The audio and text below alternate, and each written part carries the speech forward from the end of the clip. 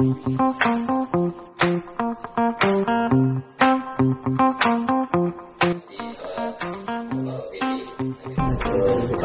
skenario-nya, launching-nya, baru saya akan masuk ke pasar yang destinasi yang bisa yang Sabtu dan Minggu.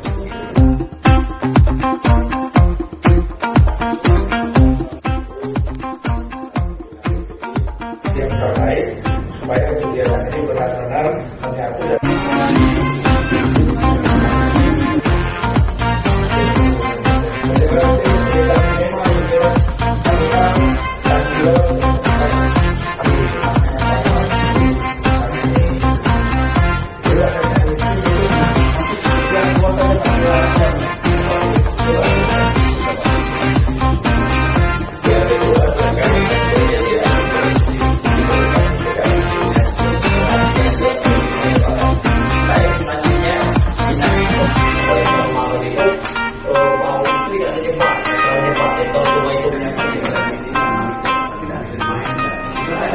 Hari ini adalah rapat pematangan untuk pertama launching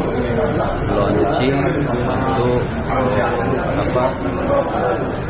persiapan kita untuk memfungsikan kembali Sekanak Lapidaru.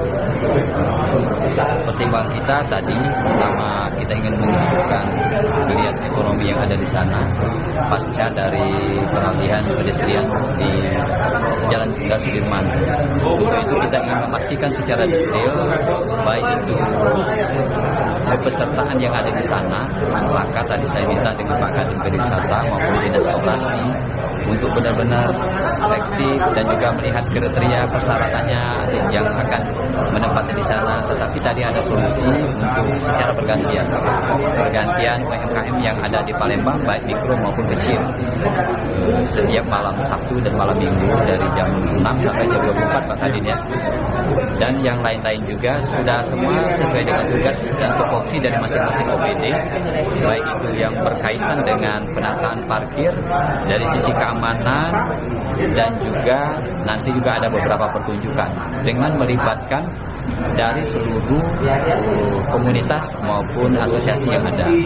Dan juga tadi juga kita sepakati untuk diberdayakan para pedagang yang ada di sekelilingnya, yang ada penduduk di 23, 24, dan 26 ilir di Kecamatan Bukit Kecil. Dan kita berharap masyarakat di Kota Palembang khususnya untuk mendukung kegiatan dan program yang kita menghidupkan kembali di Sekanak Lapidaru.